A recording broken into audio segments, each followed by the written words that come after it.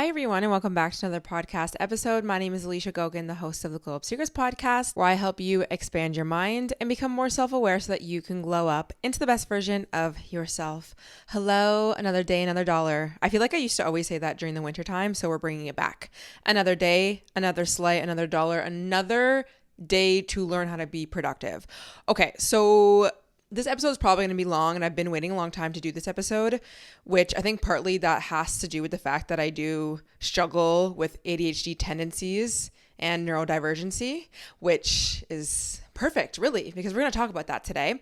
We're going to talk about how to get productive and focused, especially when you do have ADHD, dyslexia, anything under the neurodivergent umbrella.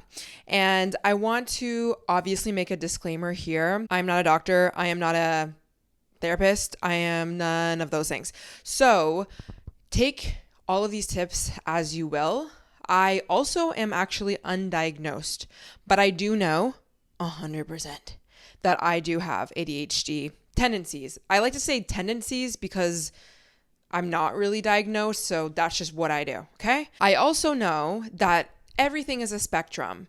So the way that I present some of my tendencies might not be the same as yours. Maybe you need to reach out for help. Maybe you need to be on medication, that is your own thing. I don't believe that I have a really, really hard time with ADHD, mainly because I have learned how to manage it and learned ways to work around it. Same with being dyslexic, which I am dyslexic. Also, I have a lot of mood issues, I would say. I struggle with mild forms of PMDD right around my luteal phase, which makes it difficult for me to focus and be motivated and to be productive. All of these things do. So I'm going to talk about a lot of things. I want to kind of discuss a little bit about like ADHD and how it kind of presents.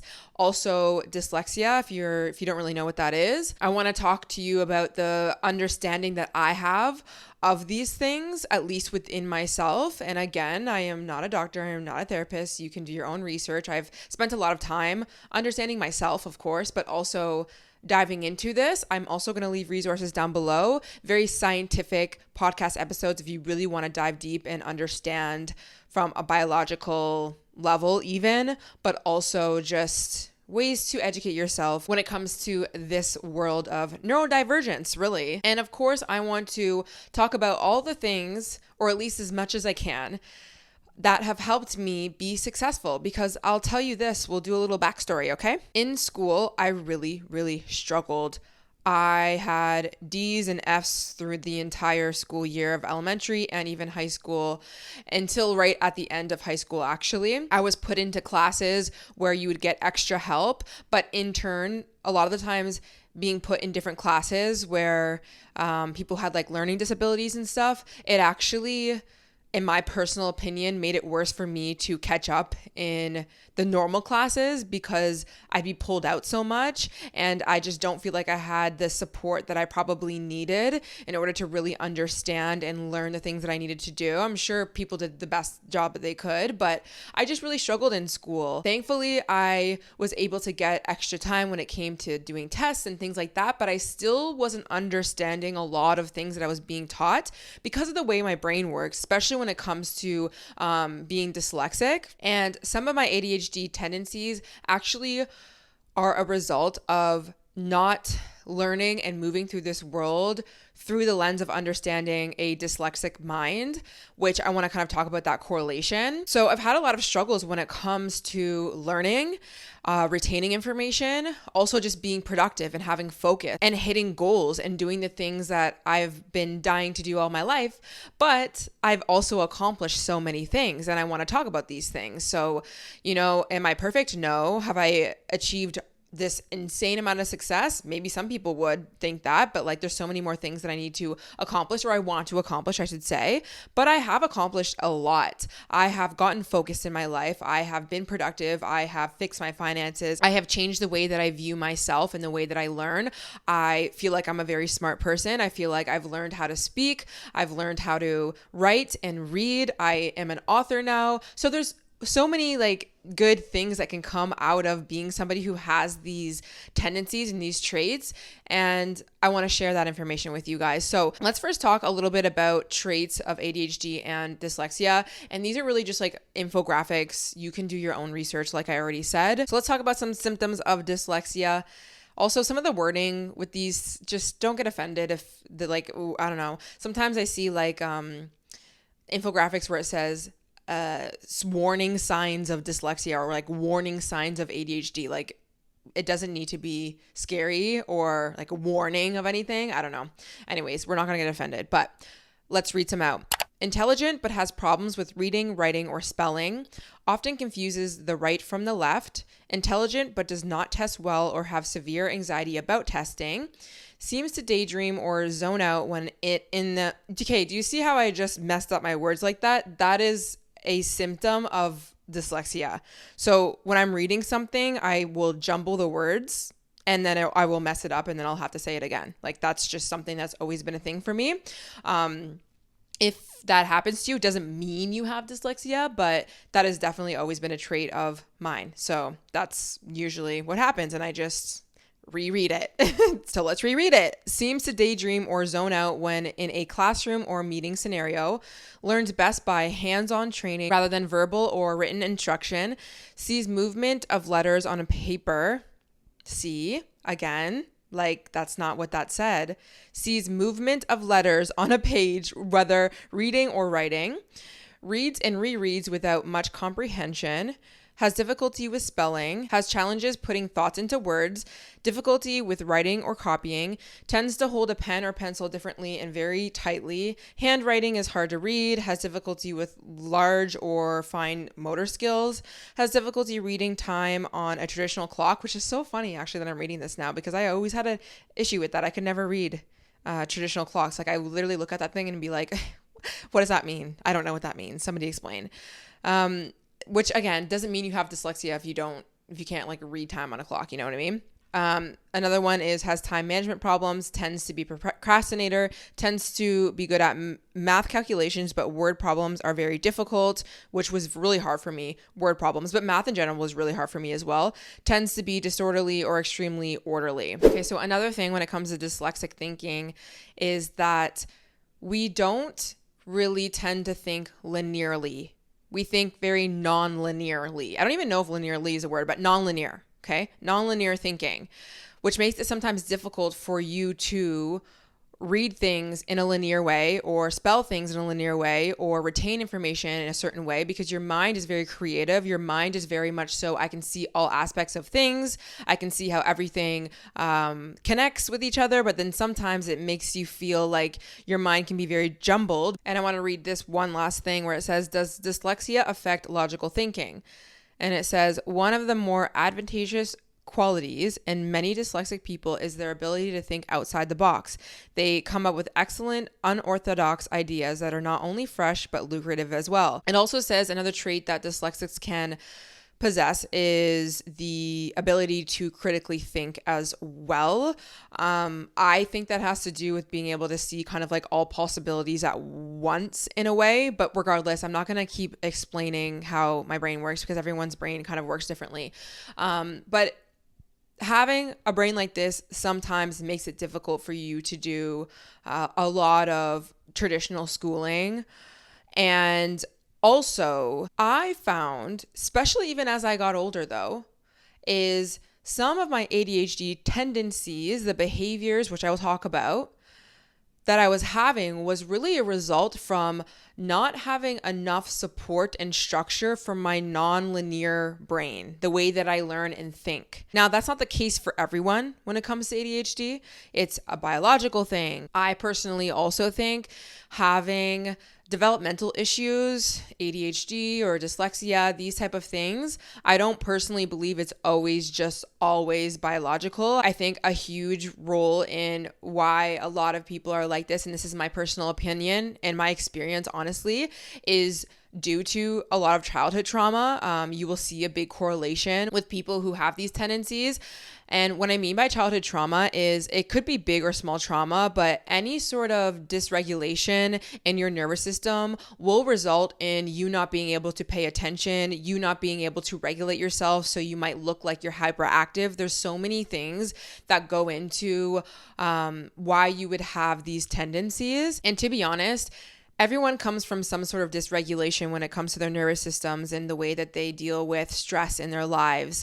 I don't think most schooling systems are supportive of most people, even people who might not have dyslexia or like a lot of ADHD tendencies.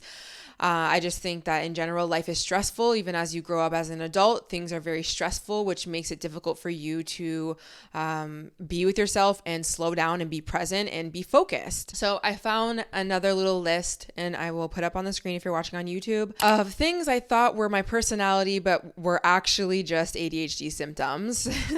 And again, to each their own. There's so many different ways in which that you can explain this, but I think a lot of people will relate to some of these things. One is chronic lateness and time blindness, daydreaming and zoning out, poor impulse control, social butterfly, but then burnout, mind wandering during conversations, interrupting, oversharing, mirroring other people's energy and personality, irritability, hobby hopping, which I feel like everyone can relate to that in some sense if you have ADHD, of this like starting something and not finishing it 100% because you have this hyper focus, this hyper attention on this thing, and then you kind of like give up on that, which I want to talk about that because I think it's actually a positive trait of having ADHD. You struggle with focusing on a lot of things, but when you are interested in something, you can hyper focus on that thing. And I think that you can use that to your benefit a lot. And that's what I've done in my life. Executive dysfunction, which I'm pretty sure just means like analysis kind of paralysis, like not being able to make a decision, things like that, I believe, because it also says lazy / unmotivated, which obviously you're not really. It's just you are in freeze mode some of the times, which is a nervous system response of just being so overwhelmed and really in your head and chaotic and not being able to make a decision. Procrastinating, memory problems, that tends to be an issue with people who have ADHD. If it's like out of sight, out of mind, like you just don't even remember things if you don't have it in front of you.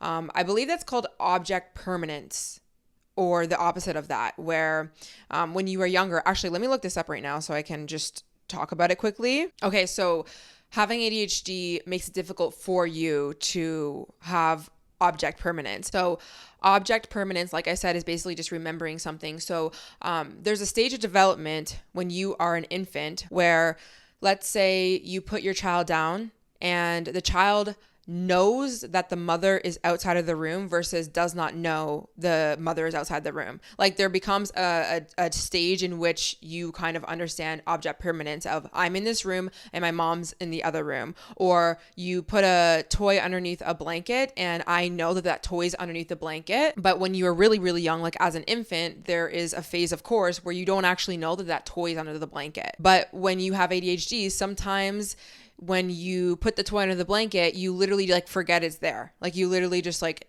it's not that you actually don't know it's there, but if it comes to like tasks and things like that, you just aren't remembering things. More things are hyper focus, which I've kind of already talked about, sleep issues, overeating or forgetting to eat, buying planners and journals and never using them. That's funny. I used to do that all the time, but I'm pretty good at that now because I know what works for me and what planners work and what don't, which is so key. When you have ADHD, you just have all these tendencies, is like you got to know what you're going to use and what doesn't work for you, you know, or the ways that you are going to be able to retain information in ways that just don't work for you. Again, we're going to talk about that. Mood swings and emotional dysregulation, which I want to talk about PMDD in your menstrual cycle. Practicing or replaying arguments in your head at length. Fantasizing while engaged in sexual activity. Interesting. I didn't read that one, but I don't know. I don't think I do that. Making weird lists like this. I'm dead. The last one says making weird lists like this. So let's also talk about ADHD in the menstrual cycle as well.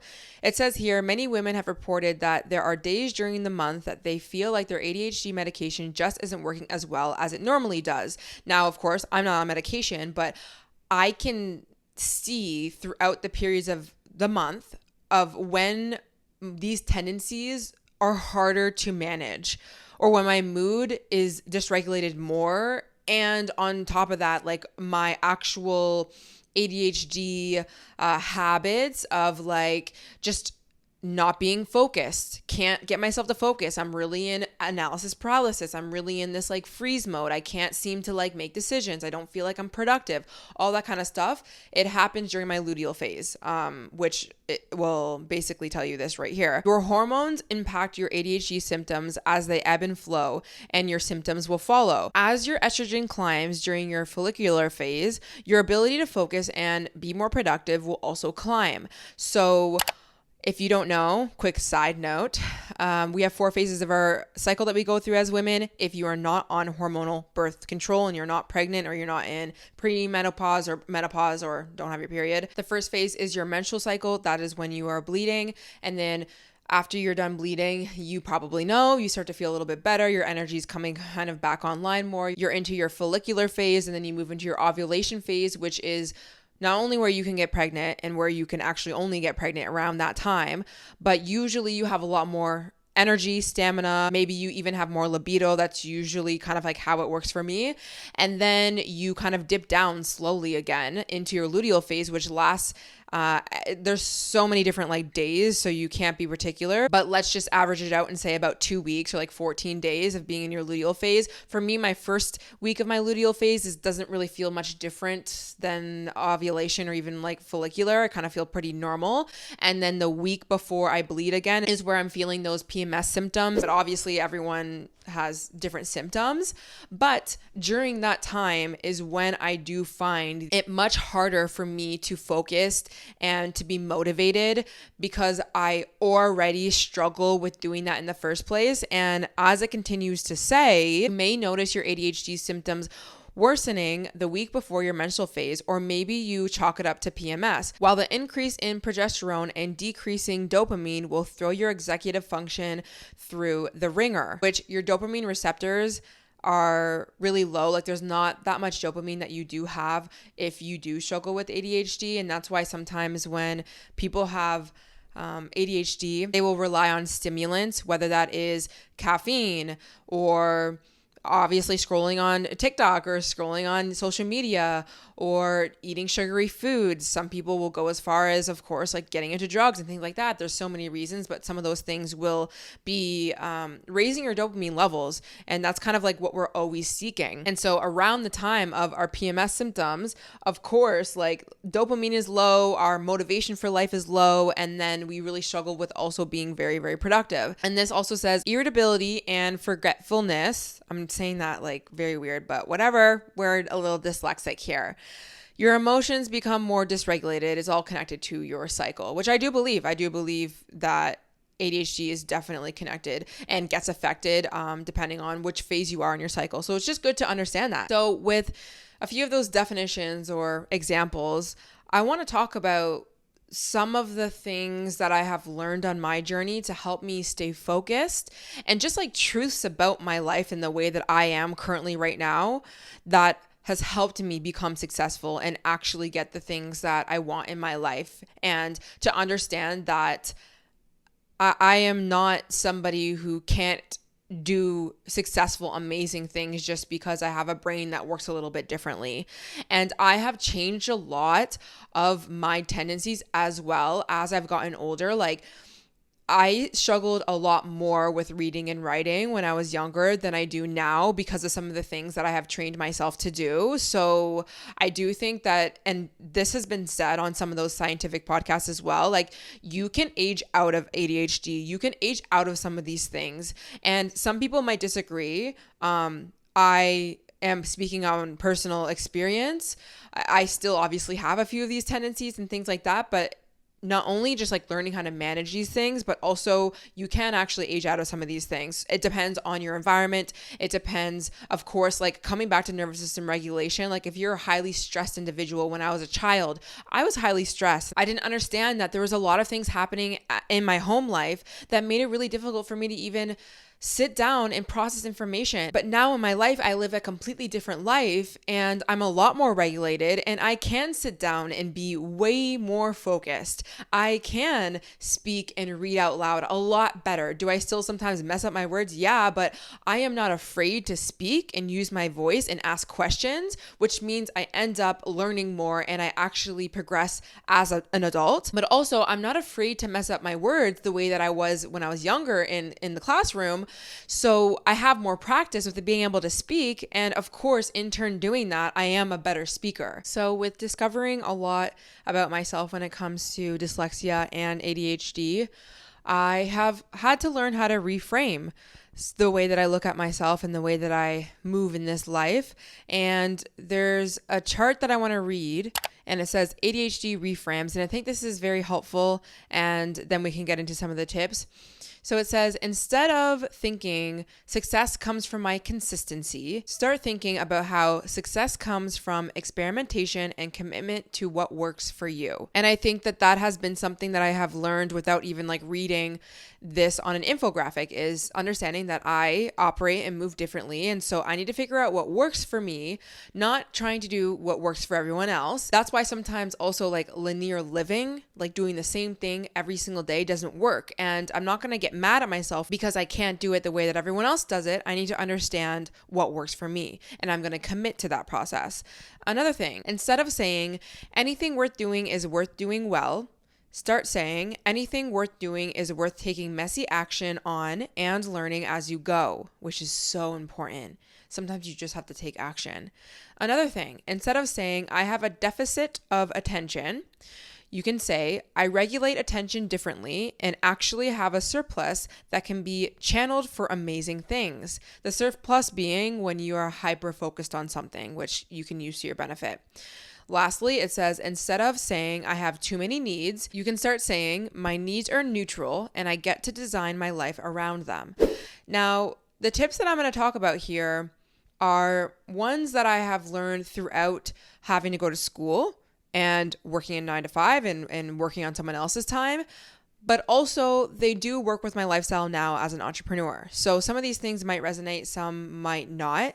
I understand the struggle sometimes of not being able to always work around your neurodivergent brain, because there are just systems put in place and things you have to do that don't really support your brain. So we'll talk about both. So a few things that have made me really successful in my life is to have a vision and to have goals, because especially when you are somebody who can get very overwhelmed with a bunch of tasks and things to do and what to start, it's good to have an aim and a focus and a priority list essentially. And if you don't have goals for yourself and you don't have a vision of what you want your future to be, you will get overwhelmed because there's a lot of things that you could do in this life. And no matter who you are, the most successful people do have a vision and a few goals for themselves.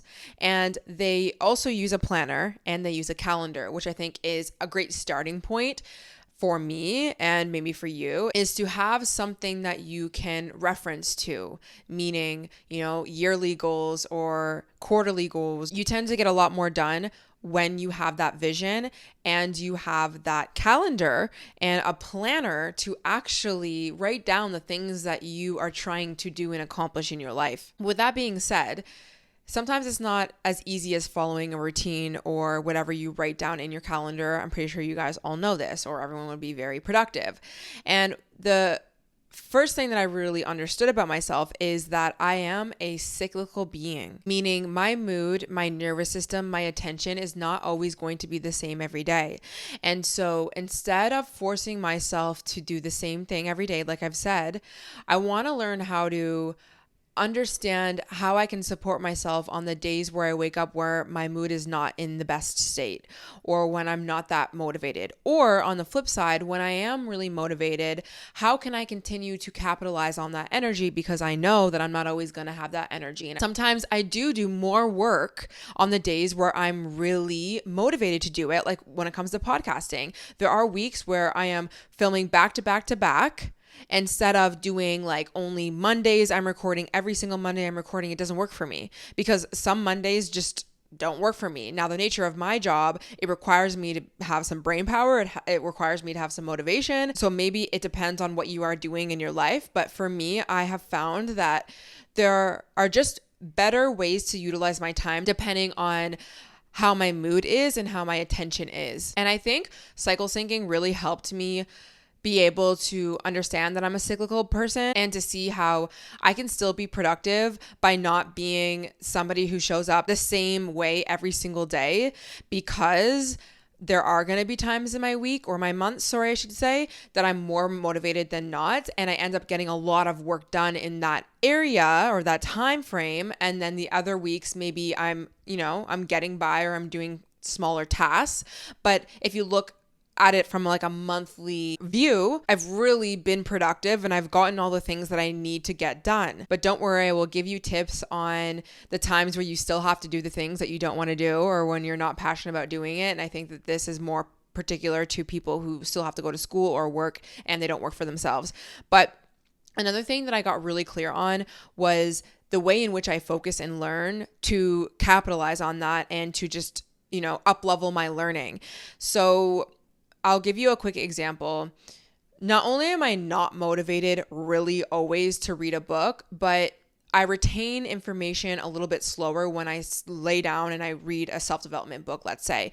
But I do always want to be learning things. So instead of reading a book, I have books, I read them, and I've read them a lot. And I will talk about why it's helpful to read books when it comes to being dyslexic. But I find that I retain more information when I am watching something visually. So like a podcast like this, where I am not only watching the person speak, but I'm listening to them auditorily.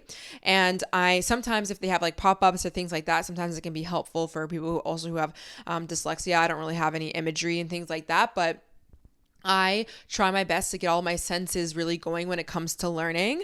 And maybe you could find in your own life when you tend to have the most attention or when you retain the most information. Sometimes it has to do with the learning style, but of course it has to do with your interest, right? If I'm interested in a topic, I could even read about it and be super involved in a book. But I do find in order to help me learn the best way that I can, I usually tend to pick a podcast or watch a YouTube video versus doing the book thing, because if I tell myself, oh, just get a book and like that's how you'll learn information, I tend to put it off because I feel the resistance to that because it's not an easy learning process for me. Okay, so a big thing that is important with people who have any sort of anything is to prioritize action over analyzing. We sometimes get in our heads a lot about all the things that we need to do and which one should we accomplish first and this, that. And I think that in order to know which one you should do first, I think has to be tied to some sort of goal or some sort of like future like vision that you have, or something that's just a priority that like needs to get done first. Like if something is due tomorrow, are you going to read your book that you really want to read because you want to learn new information, or are you going to finish your essay? Which one are you going to do first? It's going to be the essay because it needs to be done tomorrow. So you want to kind of have that priority list. But at the end of the day, if you find that you are like overanalyzing in your head, try your best to remind yourself that any action is better than no action, even if that action is not what you planned that you should be doing that day. And there's been a lot of times where I have planned to record a podcast episode, or I plan to do this workout, or I plan to sit down and have this study session, but I wake up and my brain is just, it's not the way that I need it to be. And sometimes I have to push past that, and we can talk about that. But if I get in those modes where I'm really resisting, what I'll end up doing is just self-sabotaging. I'll just literally keep pushing things off and procrastinating. So I try and tell myself in the moments where I feel like it's so much resistance that, you know what? You have to let go of the idea of being perfect today. It's clearly not going to be a podcast day. What can you do to get yourself up and moving instead of being in this stuck freeze energy? And if that means you got to go on a walk when that wasn't planned, you need to go on a walk, because you going on that walk will get you out of this nervous system state of freeze mode, and you'll be more productive by you doing something off of your list than you trying to force yourself to do the thing that you clearly for whatever reason can't get yourself to do, and then you don't end up doing it all day, and instead you just procrastinate. Like, you can skip all of the self-sabotaging behaviors by simply just deciding to go do the thing that feels a little bit less resistance. But it's hard for us sometimes because in our head we're like, oh, we have to follow the schedule, or oh, we have to da-da-da-da. Understand that you're a cyclical being. Understand there's going to be days where you're just not going to be perfect, and you have to allow room for those days. That's a big thing that I have learned in my life, and it's hard sometimes because you want to be productive and you want to be linear. But I promise you, like, from personal experience, I have still been very, very successful and very productive from taking that action, because just any action is better than no action, in my personal opinion. Now, when it does come to tasks that you need to do, especially if it's like a daily or a weekly thing and you're just not really motivated, the biggest thing that you can do for yourself is to make it as easy as possible, which means breaking things down into smaller tasks, which can be difficult for people who have ADHD and even a brain like mine, because not only do we think about how overwhelming it could be, but at least for my brain, I'm thinking about all the ways in which I can come at it from different angles, and like, I just can get very overwhelmed with it. And I understand that taking action is just the most important thing. And one foot in front of the other and one thing at a time is gonna get the job done. And the way you do that is breaking up this huge task that you really want to accomplish into smaller tasks. And also, of course, that allows you to not feel like it's super, super daunting. Another tendency with ADHD is that we do a lot of rushing behaviors. So let's say you are in the kitchen and you're making a meal for yourself. Sometimes, like, in your brain, you'll be thinking about how you have to put coconut oil on the pan, and you have to put your toast in the toaster, and then you have to get your avocado to put on your toast, and you have to get your egg and you have to crack it, and you da-da-da-da-da. Like, you're thinking about all those things, but what you actually need to just do first is put the coconut oil on the pan. Put the coconut oil on the pan. Okay, that is done. What is the next thing? I'm going to put the egg on the pan. I'm not going to think about the toast, and I'm not going to think about the avocado. I understand that it's there. I understand that I need to do that. I understand that that will be a step that I have to take.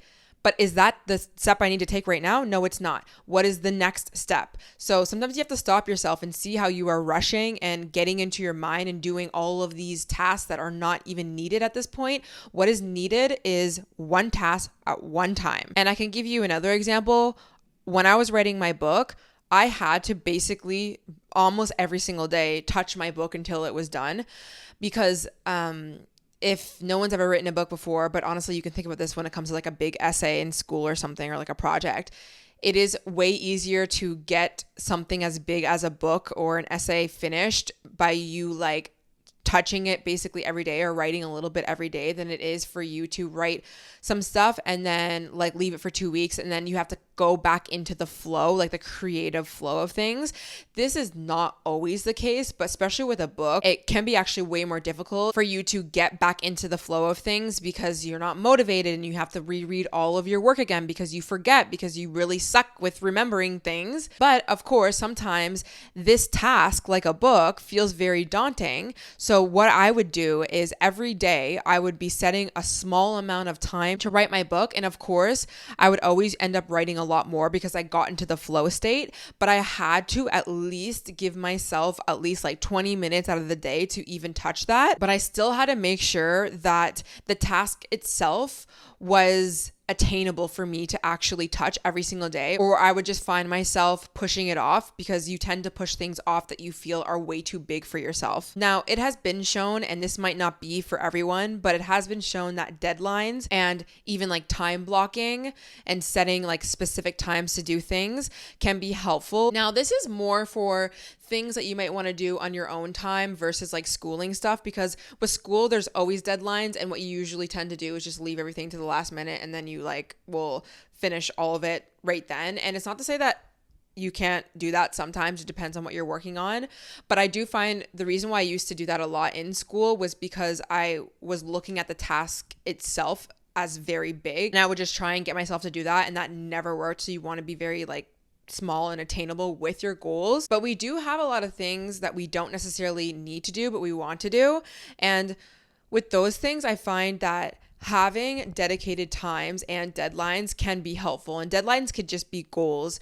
And I could give you an example of having a YouTube channel. A lot of people will be like, oh, I want to start a YouTube channel, but they don't really like do it. And there's many reasons why you don't start a YouTube channel. Maybe it's because you're like afraid of being seen, or you don't know what to talk about, this, that.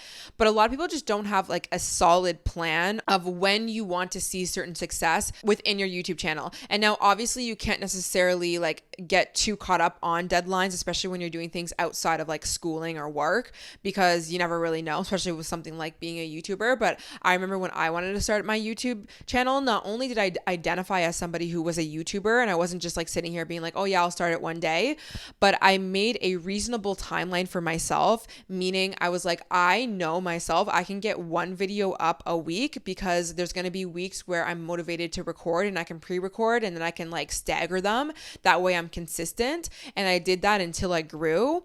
And also in my head, I had a projected timeline of being like, hopefully in the spring of 2023, that's when I can leave my job. And like that allowed me to kind of like strive towards something and to feel as if there was a deadline, if there was like a something that I had to accomplish.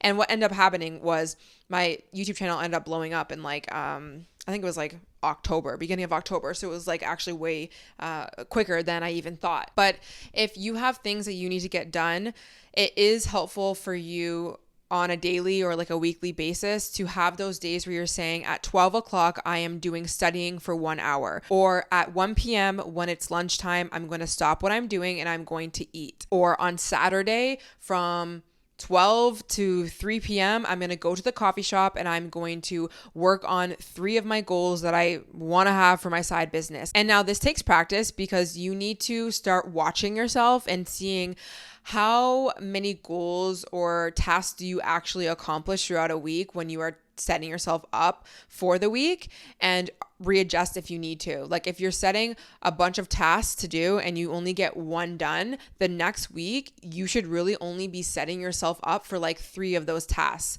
And so that way at least you know you're going to get one done, and maybe you will get the next 2. But like, why are you giving yourself 10 things to do when consistently every single year you've only been able to do like one thing? The same thing goes with the gym. It's like, why are you setting yourself up by saying that you're going to start the gym on Monday and you're going to go 7 days a week or 5 days a week when you literally haven't even been consistent with 1 day a week for the entire year? If you can't be consistent at going at the gym 1 day a week, please reconsider the way that you set goals. You're going a little bit too much. It doesn't mean that you can't get there, but the way you're going to get there is not from setting yourself up for failure. Now, when it comes to actually getting in the zone and doing the task at hand, for me, definitely the way my brain works, I need a few things set up in my environment for me to really be able to focus. And I listened to a podcast the other day from Dr. Huberman. He was talking about how to learn and study. I would suggest listening to it. It is a very long episode, as are all of his. And he was talking about how it's really important when you want to retain information that you have a clear focus and to eliminate distractions.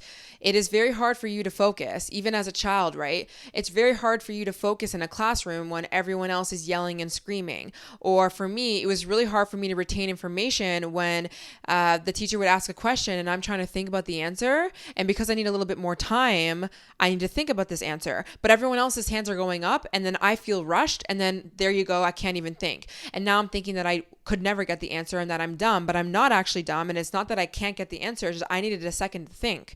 And so you have to know yourself. You need to understand where the best places are going to be for you and your focus. Now, for me, I need a clean environment. First and foremost, my environment needs to be clean, whether I'm working at home or if I'm working at a coffee shop.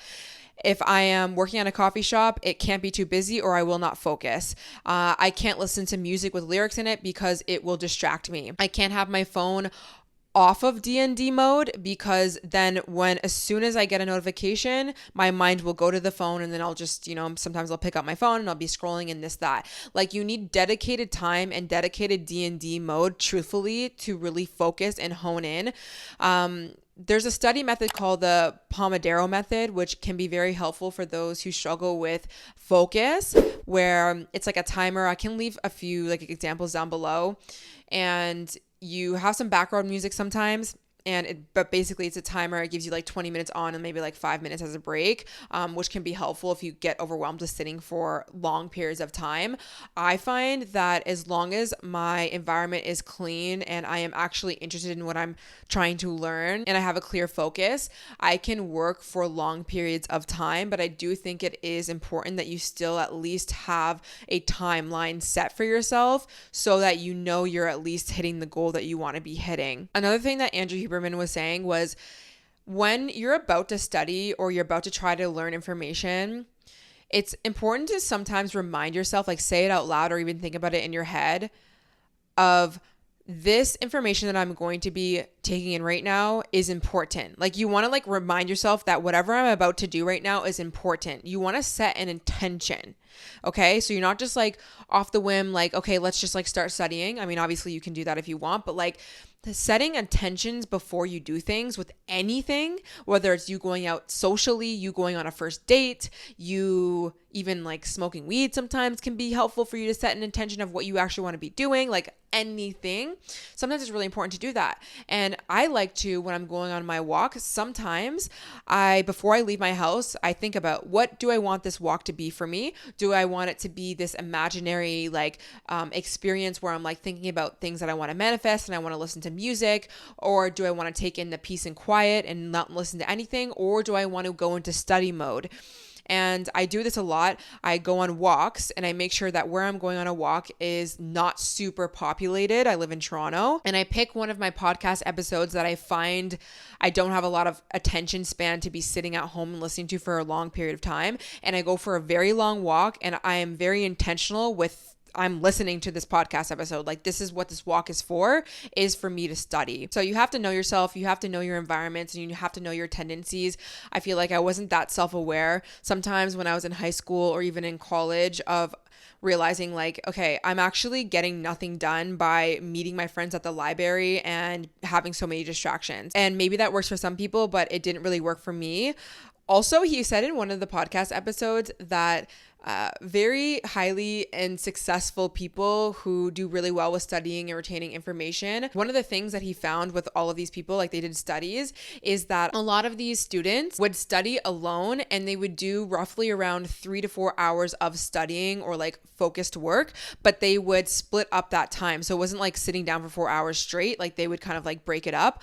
But the overarching theme was they would actually limit distractions and they would have goals and they would have a plan of action and they would sit down and do what they needed to do. And all of these people also had whatever they were studying or focusing on, intentionally focusing on, these things all correlated to a bigger picture. So their future goals, a lot of these things tied to their family outcomes or like the way that was going to like provide for the family, things like that. And the reason why I'm saying that is I think that it's important for you to also limit the things that just do not matter. With ADHD, I think, but in general, with this day and age, we're bombarded by so many things. There's new hobbies that you can pick up. There's new things you can learn, this, that. And you're going to really need to say no to a lot of things that do not matter and get clear on what you want to focus on until that thing becomes second nature to you or until you accomplish that thing. And then you can kind of go on to the next thing. And I think that this is something that I had to be real with myself about, was to stop telling myself that I had to do all of this shit that wasn't really necessary for my growth and that I didn't need. And I'll give you an example. As somebody who works in social media as a content creator, there's many different platforms in which you can put your content out. And all of these platforms have different uses and it can be helpful to grow your audience. But there's just going to be things you're going to have to prioritize. And for me, I prioritize my long form content because it's the way that I'm able to express myself the way that I want to. So it works for me when it comes to just the way that my brain works and the way that I want to convey a message. It just works that way. I also retain a lot of information through podcasts, so it makes the most sense. There's less resistance, but also it pays off more to do long form than to do short form. And so I have to always prioritize doing my podcast and my YouTube versus short form content like Reels, because, you know, in the social media space, everyone says, oh, do Reels or do TikToks. Like doing TikToks can help grow your audience and da-da-da. It's not to say that it can't. And I do do have short form clips of, let's say, my podcast, but I can't put that on my priority list because what I will do is I'll burn myself out or I'll just continue to like kind of push things off and I'll just feel resistance for no reason. There's going to be things that you have to just tell yourself that are not as important as others. And when you prioritize things in your life, you will find really good results from those things because you're dialed in more. Now, actually coming back to retaining information, something that has really helped me as being somebody who's dyslexic, and I wish I learned this earlier, but I was also really afraid and like had no confidence in school. So I'm not sure if this would have even really worked for me, but it's helpful to relay information when you have learned it. And this is like generic information, of course, right? But I think you understand the importance sometimes of when you learn information, whether that's in school or something online, and then you go and tell somebody about it, you are actually retaining that information more by you teaching somebody what you just learned or like relaying the information or speaking those things out loud. And some of the things that I was doing, especially around COVID, when I didn't have much else to do because I was struggling with hand pain, was I would spend a lot of time listening to podcasts and listening to lectures and also reading books. And then I would retain the information and then I would tell my mom about it because my mom was living with me for a while. So I would just always be telling her all this stuff, which also made me want to have a podcast as well, partly. Not just because I retain information and I learn things and I want to share it with people, but because obviously I've gone through my own things, but that as well too. And I realized the more I was telling her about things, the more that I was like remembering it as well, which is really helpful for working memory. But also when I would read books, I would read out loud, which is really, really helpful if you do have dyslexia because you're able to sound out words more. And if you don't understand a word, what I would do is I would go onto Google and I would type it in. I would listen to how it sounded and then I would say it back out to myself. And that's how I learned how to speak a little bit more articulate. And I was able to also recognize words more. And of course, just reading in general will make you a smarter person. But reading out loud and slowing things down and really taking my time to digest the information that I just learned is really, really helpful instead of going through a whole entire book and then throwing it away and then like going on with my day. You're not going to really remember things. So sometimes it's good to quiz yourself. Sometimes it's good to take things slow when it comes to reading books, especially if it's like self-development things. Sometimes it's good to take breaks as well when it comes to studying and give yourself time to retain that information, however it looks for you. That's why you need breaks. That's why you need breaks with anything. That's why I need breaks from the podcast as well. It's not that I'm like, when I'm doing a podcast episode, I'm necessarily learning something new, but what I do is in my own life, I am experiencing life and there's things that I'm picking up and things that I'm obviously learning that I want to bring to the podcast, but I need some time to live it out. I need some time to like analyze what's happening in my life and then I bring it to the podcast. So with anything in life, you're gonna need to just give yourself a break and give yourself time to digest and think about the information that you have been learning or just see life for what it is. Another thing I like to do is allow myself to do a lot of brain dumps because your mind gets very cluttered sometimes when you have ADHD, and especially when you want to do a lot of things. And so instead of acting on 100 million different things and different projects and different hobbies, sometimes what I like to do is when I find myself in this energy is I like to open up Notion and I like to write out all the ideas that I have for my podcast episodes and for my YouTube channel and all the things that I want to do. And then I will let it sit. Like I won't really take action on any of these things because I understand myself and I understand that not all these things need to even be translated into real life. And sometimes it just needs to be let out. But I allow myself room to just like have a brain dump. But also if I am working on a project or I'm working on something, I let myself have the brain dump and like just allow myself to write almost as a rough draft, because that also allows me to not be getting paralyzed in this perfectionist mindset of like thinking that whenever I start the project or whenever I start the thing, it has to be perfect. I give myself room to be a little bit messy and to come up with a bunch of different ideas and remind myself that this is just a rough draft, and like I will actually come and sit down and do the final draft when I think about this a little bit more. And you will find sometimes you have to, like I just said, give yourself time to think and process information. And so sometimes it's good to just not always act on every single idea that you have. And I find that sometimes you can do that with ADHD. It's like, oh my God, I'm obsessed with this like new thing and I want to start this hobby. Let me start it right now. Let me buy everything. Let me get all the material and let me get all the things and I'm going to start this now. Or you can think about that. You can think about doing this like art project, or you want to start a new side business, or you want to whatever, but give yourself a second. Okay. So make a list of all the things that you need to buy or all the things that you want to buy. You can come up with a plan that you want to do, but like you don't have to act on that right now. And this also can kind of come into like impulse spending as well, right? When we impulse spend, it's like, I need this, I need it now, this dopamine kick, da da da. But sometimes you just need to make a list of things that you want to buy, but don't actually buy these things. Give yourself a few weeks, and then you tend to look back on this list and you're like, I don't want these things, or I don't want to actually do this hobby.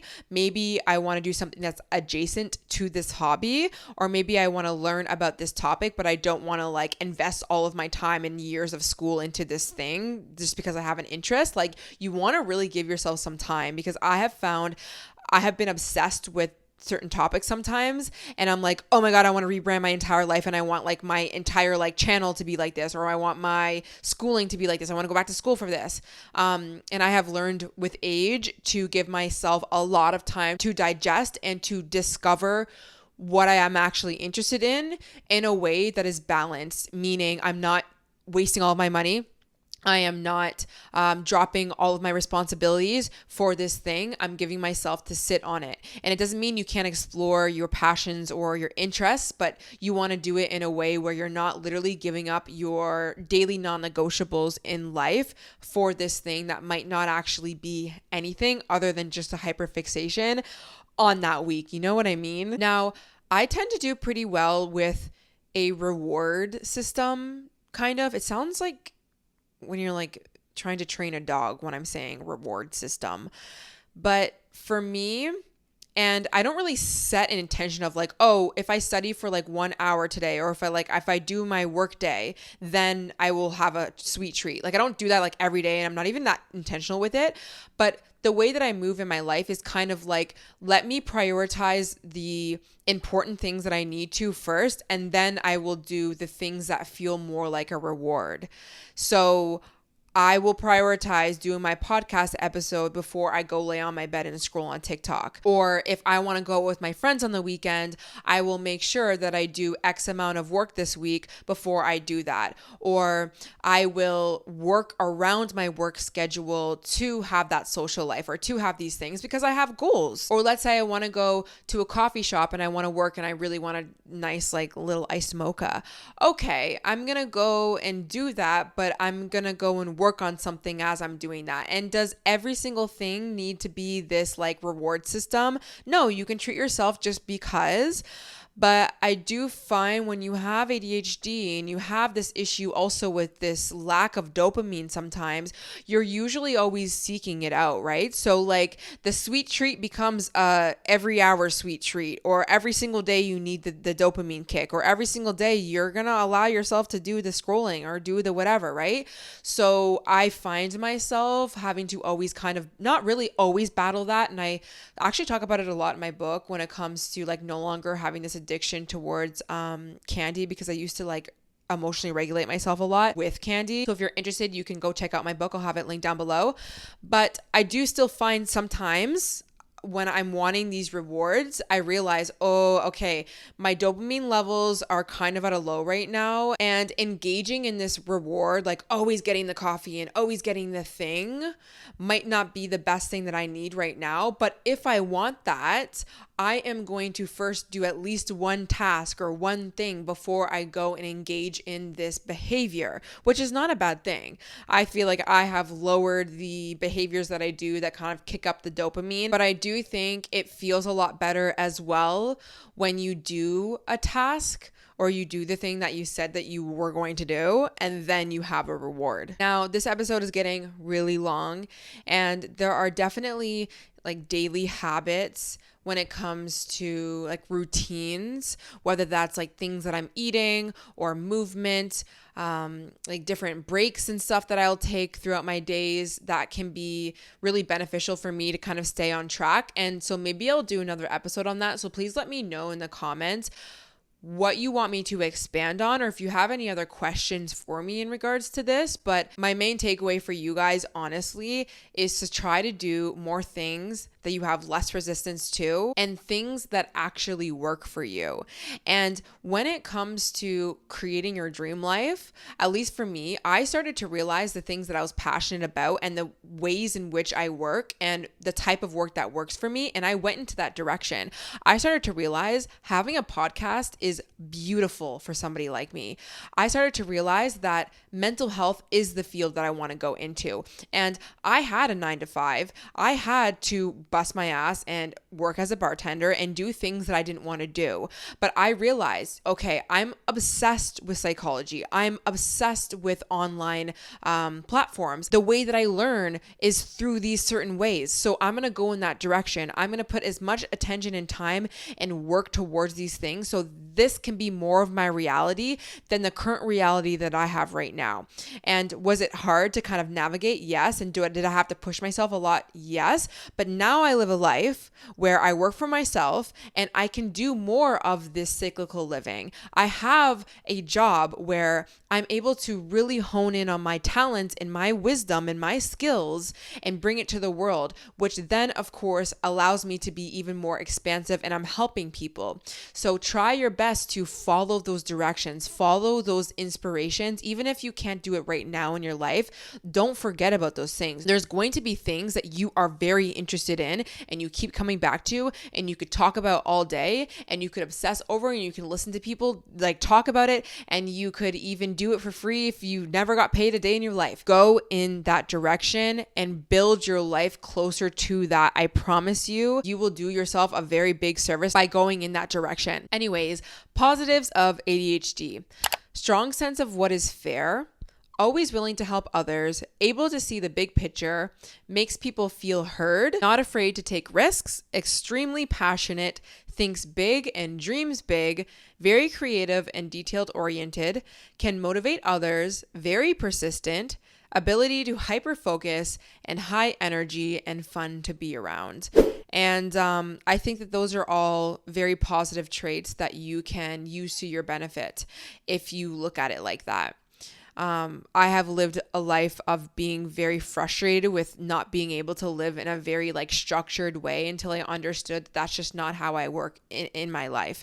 And there's things that I'm going to need to support myself with in different ways, in different days. I also understand that my brain is different and it thinks differently, but I would rather that than any other way, honestly. And how do I create a life where it is more supportive of the way that I think? And one example is having a podcast like this. So I hope some of my tips helped you and maybe made you think a little bit differently. Again, I could go into so many different tips and daily habits, but really at the end of the day, it's a journey and it's not going to be linear. That's basically all I will say. So I hope you guys enjoyed, and I'll see you in the next one. Bye.